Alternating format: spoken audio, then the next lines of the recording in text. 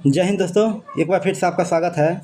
दोस्तों, इस वीडियो में हम बिहार लाइब्रेरी परीक्षा का टेस्ट सीरीज का चौथा वीडियो लेकर आए हैं। अगर दोस्तों आप लोगों ने पार्ट 1, पार्ट 2 और पार्ट 3 नहीं देखा है तो जा कर के देख सकते हैं, लिंक डिस्क्रिप्शन में होगा।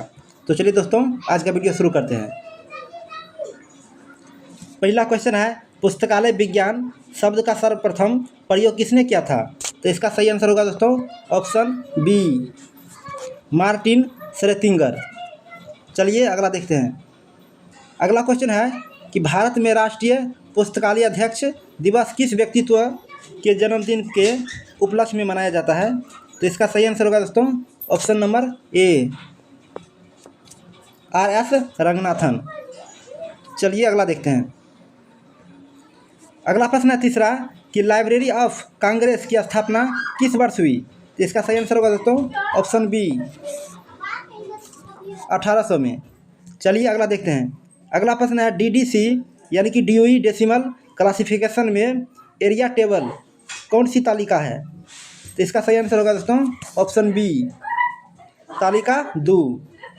चलिए अगला देखते हैं।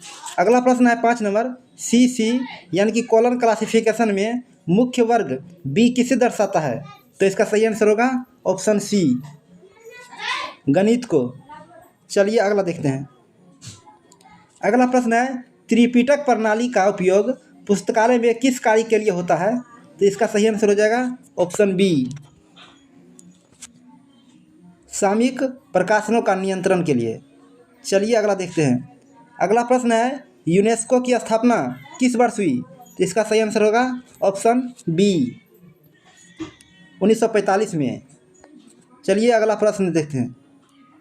अगला प्रश्न है 8 नंबर कि पुस्तकालय विज्ञान का कौन सा सूत्र पुस्तकालय एक वर्धनशील संस्था है पर केंद्रित करता है?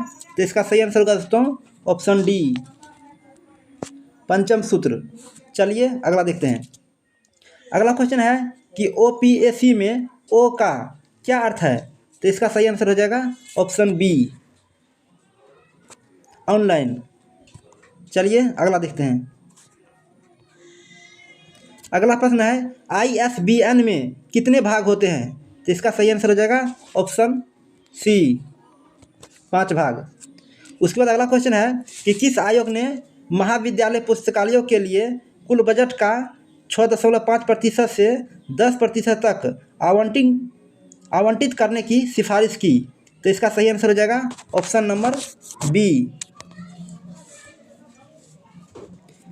कोठारी आयोग।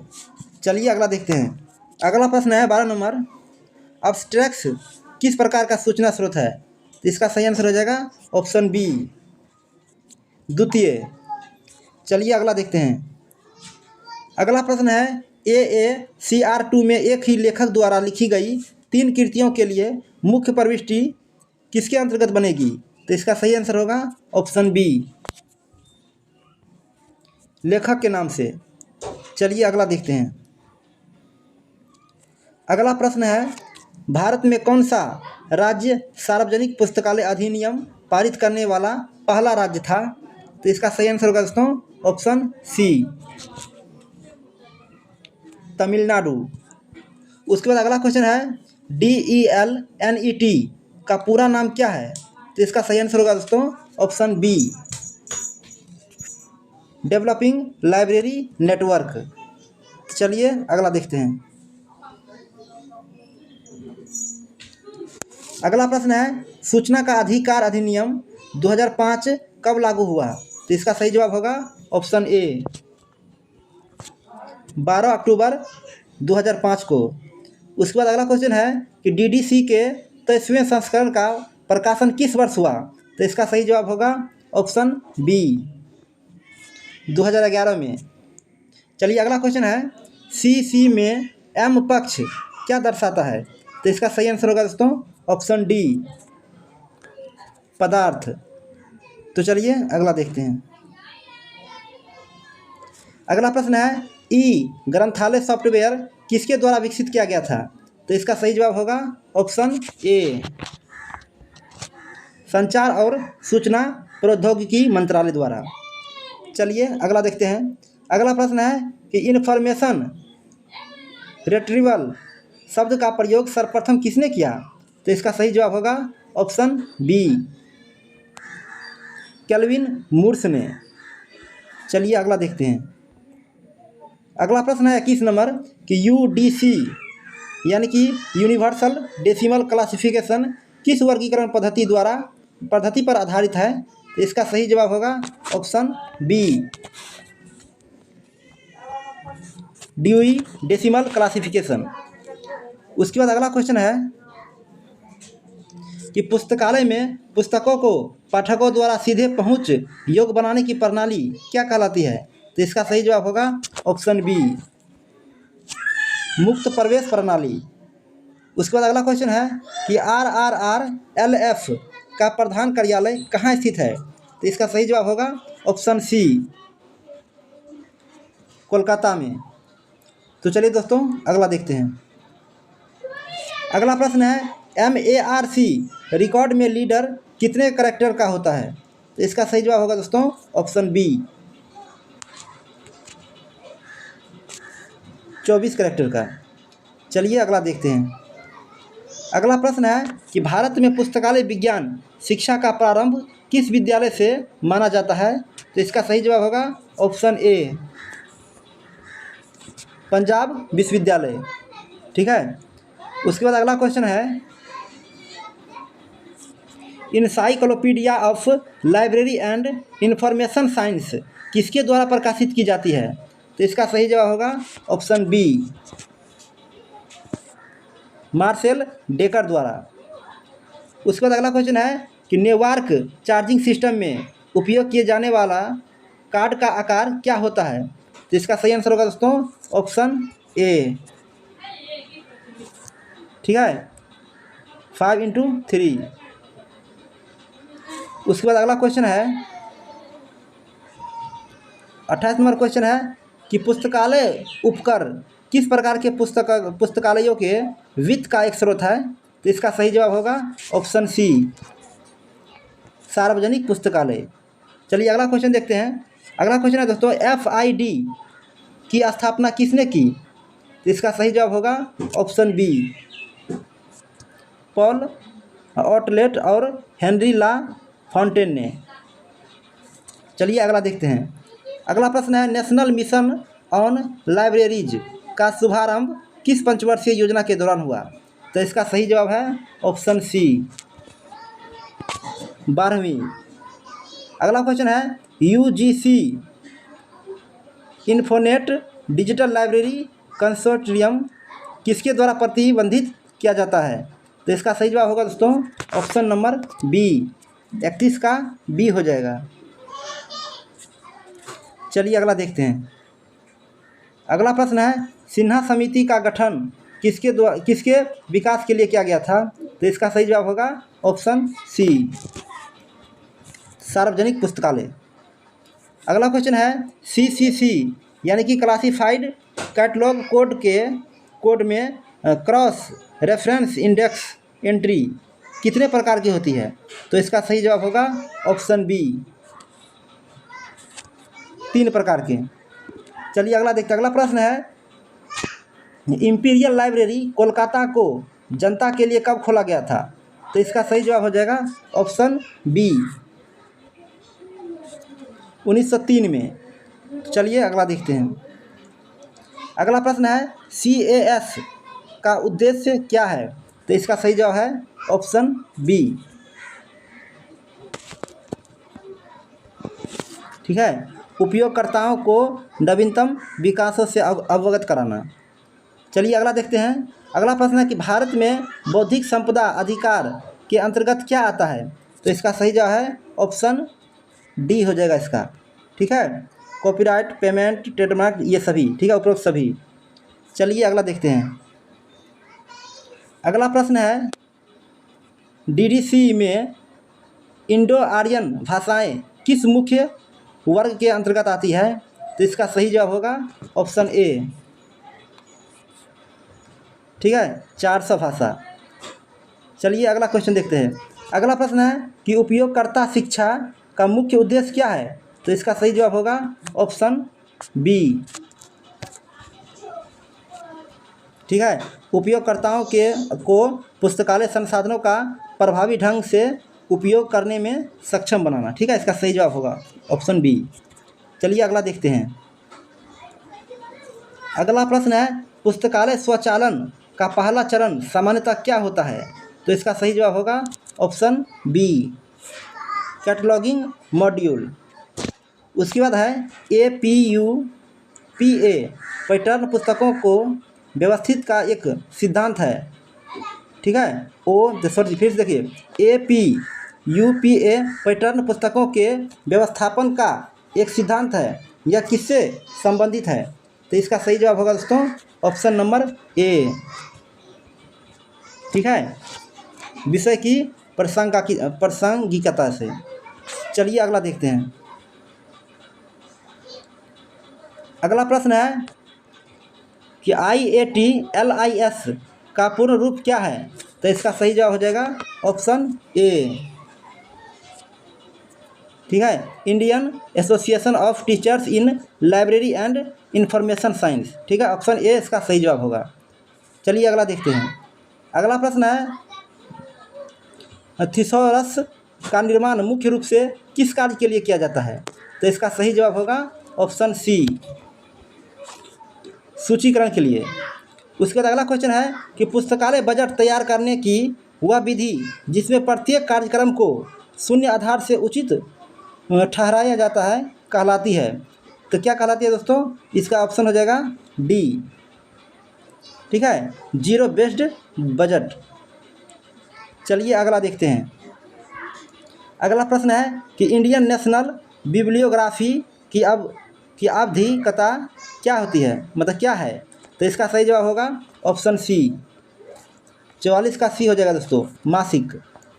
उसके बाद है, रंगनाथन का कौन सा सूत्र पुस्तकालय सेवाओं के मानवीकरण पर जोर देता है? तो इसका सही जवाब होगा ऑप्शन बी, द्वितीय सूत्र। चलिए अगला देखते हैं।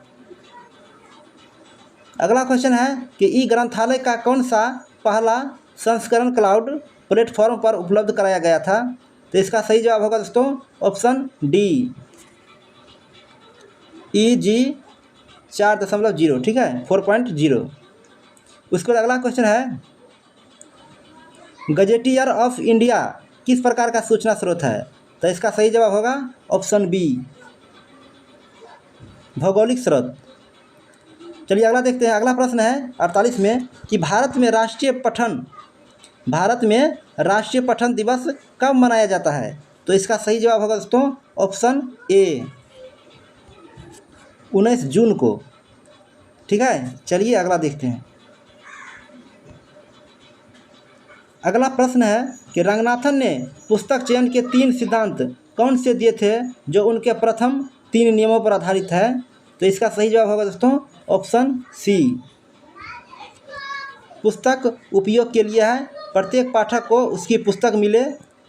ठीक है, प्रत्येक पुस्तक को उसका पाठक मिले। तो चलिए अगला देखते हैं।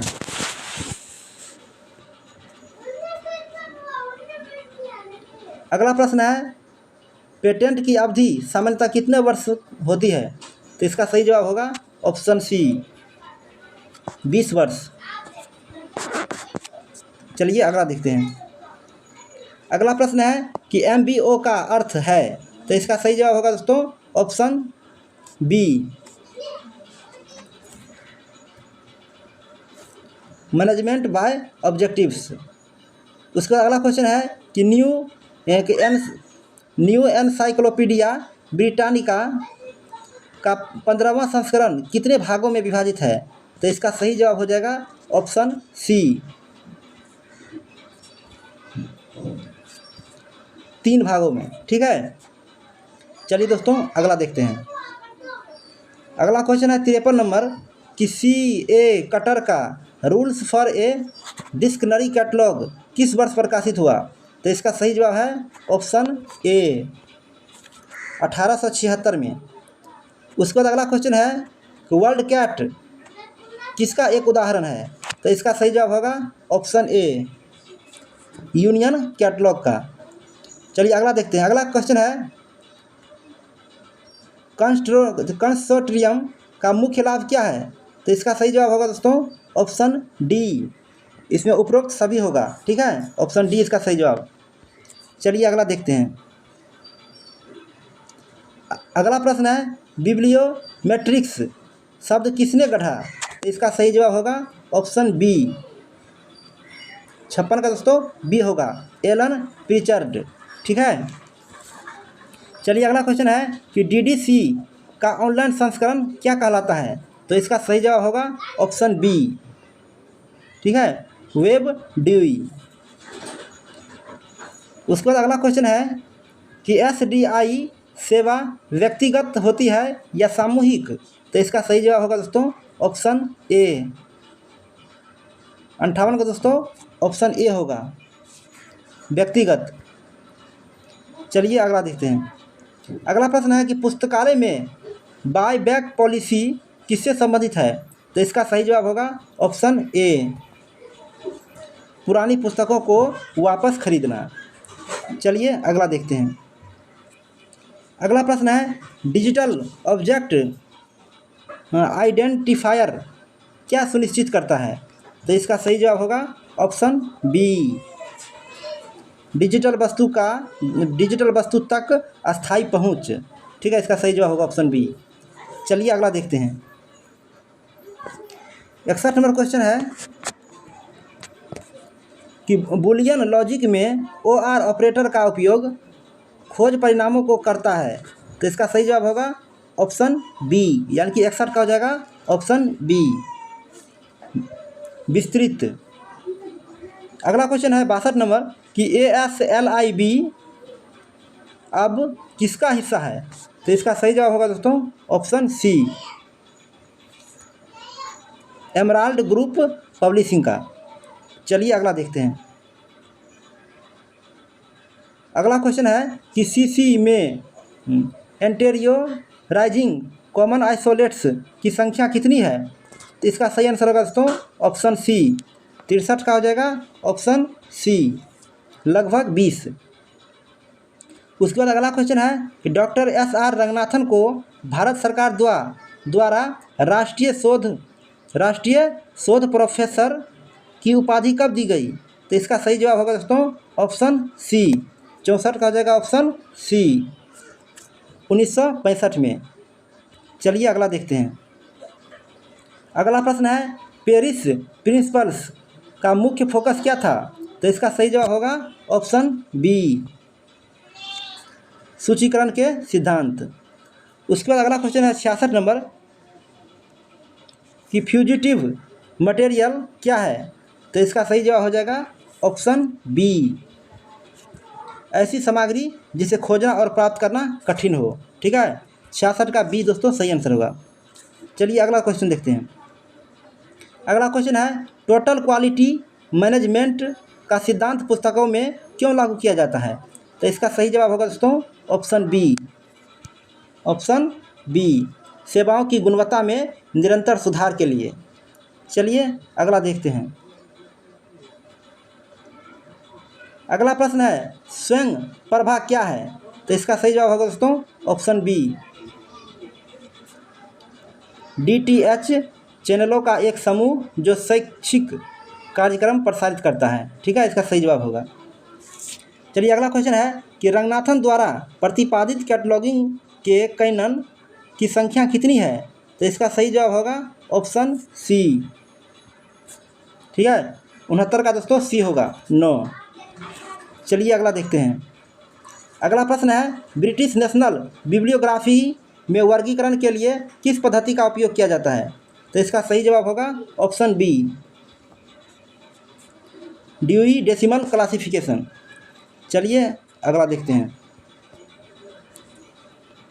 अगला प्रश्न है कि इम्पैक्ट फैक्टर की गणना में किन 2 वर्षों के उदाहरणों का उपयोग किया जाता है? तो इसका सही जवाब होगा दोस्तों ऑप्शन बी, पिछले 2 वर्ष का। ठीक है, चलिए अगला देखते हैं। अगला प्रश्न है चेन इंडेक्सिंग में किस प्रकार की श्रृंखला का उपयोग किया जाता है? तो इसका सही जवाब होगा ऑप्शन सी, विषय श्रृंखला। तो चलिए अगला देखते हैं। अगला प्रश्न है, पुस्तकालय में मोबाइल आधारित सेवाएं किसका उदाहरण है? तो इसका सही जवाब होगा ऑप्शन बी, वेब 2.0 या लाइब्रेरी 2.0 सेवाएं। उसके बाद अगला क्वेश्चन है कि ओपन URL का क्या अर्थ है? तो इसका सही जवाब होगा ऑप्शन बी, एक मानकीकृत URL जो संदर्भ संवेदनशील लिंकिंग की अनुमति देता है। ठीक है, इसका सही जवाब होगा। चलिए अगला देखते हैं।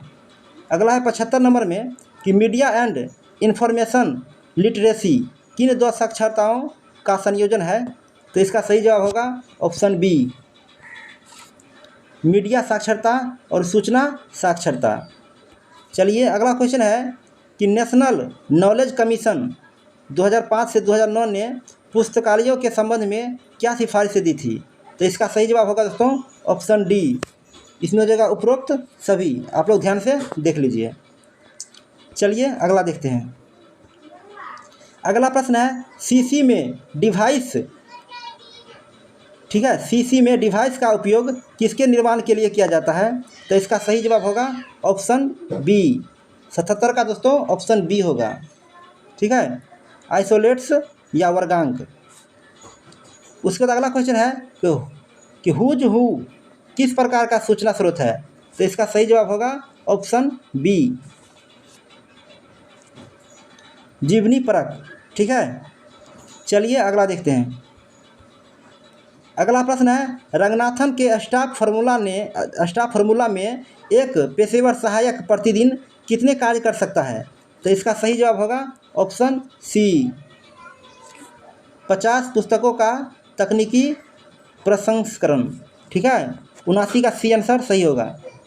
चलिए अगला क्वेश्चन है, यूनिवर्सल कॉपीराइट कन्वेंशन किसके तत्वावधान में अपनाया गया था? तो इसका सही जवाब होगा दोस्तों ऑप्शन बी, यूनेस्को। ठीक है, 80 का बी होगा, देख लीजिए। चलिए अगला देखते हैं। अगला प्रश्न है कि वेब 3.0 की मुख्य अवधारणा क्या है? तो इसका सही आंसर होगा दोस्तों ऑप्शन सी, सिमेंटिक वेब और आर्टिफिशियल इंटेलिजेंस। ठीक है, इसका सही जवाब होगा। चलिए अगला देखते हैं। अगला प्रश्न है 82 नंबर में कि पुस्तकालय में बच्चों का कोना किस प्रकार की सेवा का हिस्सा है? तो इसका सही आंसर होगा दोस्तों ऑप्शन सी, 82 का सी हो जाएगा, प्रसार सेवा। चलिए अगला देखते हैं। अगला प्रश्न है कि RDA किस मॉडल पर आधारित है? तो इसका सही जवाब होगा ऑप्शन सी, FRBR। ठीक है, इसका सही जवाब होगा। चलिए अगला देखते हैं। अगला प्रश्न है कि भारतीय विज्ञान सार का प्रकाशन कौन करता है? तो इसका सही जवाब होगा ऑप्शन ए, NISCAIR। चलिए अगला देखते हैं। अगला क्वेश्चन है कि shares list of subjects headings का उपयोग मुख्य रूप से किस प्रकार के पुस्तकालयों में होता है? तो इसका सही जवाब होगा ऑप्शन बी, छोटे से मध्यम आकार के सार्वजनिक और स्कूल पुस्तकालय में। उसके बाद अगला क्वेश्चन है कि delivery of book and newspapers act 1954 के तहत प्रत्येक प्रकाशक को कितनी प्रतियां भेजनी होती है? तो इसका सही जवाब होगा दोस्तों ऑप्शन नंबर डी, 86 हो जाएगा, ऑप्शन डी 4। ठीक है, चलिए अगला देखते हैं।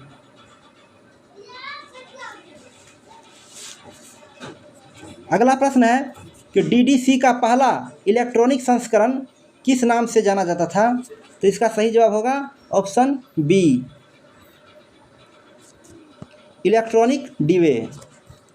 उसके बाद अगला क्वेश्चन है कि सूचना विस्फोट शब्द का क्या अर्थ है? तो इसका सही जवाब हो जाएगा ऑप्शन बी,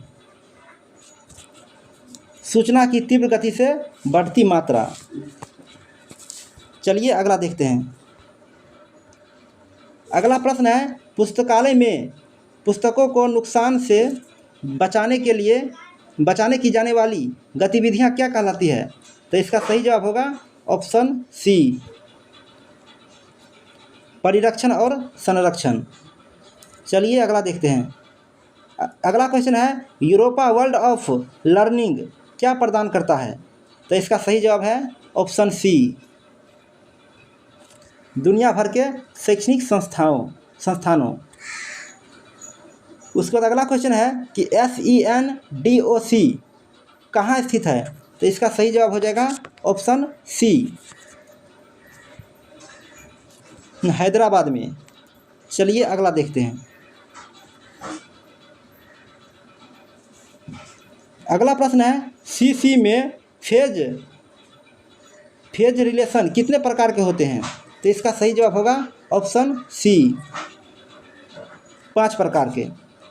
उसके बाद अगला क्वेश्चन है दोस्तों कि ब्लॉग का उपयोग पुस्तकालय किस लिए कर सकते हैं? तो इसका सही जवाब हो जाएगा ऑप्शन डी, 93 का दोस्तों डी होगा, उपरोक्त सभी। चलिए अगला देखते हैं।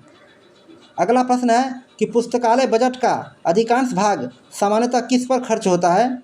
तो अगला इसका ऑप्शन हो जाएगा ऑप्शन बी, 94 में हो जाएगा दोस्तों ऑप्शन बी, कर्मचारियों का वेतन और पठन सामग्री का क्रय। चलिए अगला देखते हैं। अगला प्रश्न है कि लौटका का नियम किससे संबंधित है? तो इसका सही जवाब होगा ऑप्शन ए, वैज्ञानिक उत्पादकता। ठीक है, इसका सही जवाब। उसके बाद अगला क्वेश्चन है कि सारस्वत निकेतन ग्रंथालय वेमुलावाड़ा किस राज्य में स्थित है? तो इसका सही आंसर होगा दोस्तों ऑप्शन बी, 96 दोस्तों ऑप्शन बी सही होगा, तेलंगाना में। चलिए अगला देखते हैं। अगला प्रश्न है कि UDC में प्लस चिन्ह का प्रयोग किस लिए किया जाता है? तो इसका सही जवाब होगा ऑप्शन नंबर बी, 97 दोस्तों ऑप्शन बी होगा, संबंध दर्शाने के लिए। ठीक है। उसके बाद अगला क्वेश्चन है 98 में कि पुस्तकालय में पुस्तक सप्ताह मनाने का क्या उद्देश्य है? तो इसका सही आंसर होगा दोस्तों ऑप्शन नंबर डी, 98 का डी होगा दोस्तों, उपरोक्त सभी आप लोग देख लीजिए। चलिए अगला देखते हैं। अगला प्रश्न है कि इंपीरियल लाइब्रेरी कलकत्ता के अंतिम ब्रिटिश लाइब्रेरियन और प्रथम भारतीय लाइब्रेरियन के रूप में किसे नियुक्त किया गया था? तो इसका सही जवाब होगा ऑप्शन बी, 99 दोस्तों ऑप्शन बी होगा, KM असदुल्लाह BS केसवन। ठीक है, इसका सही जवाब। चलिए अगला क्वेश्चन देखते हैं। अगला क्वेश्चन है कि ISO 2709 क्या है? तो इसका सही जवाब होगा ऑप्शन बी, ग्रंथ सूची संबंधी सूचना के आदान प्रदान के लिए एक प्रारूप। ठीक है, तो चलिए दोस्तों आज के लिए इतना ही। दोस्तों अगर वीडियो अच्छा लगा हो तो प्लीज़ लाइक कर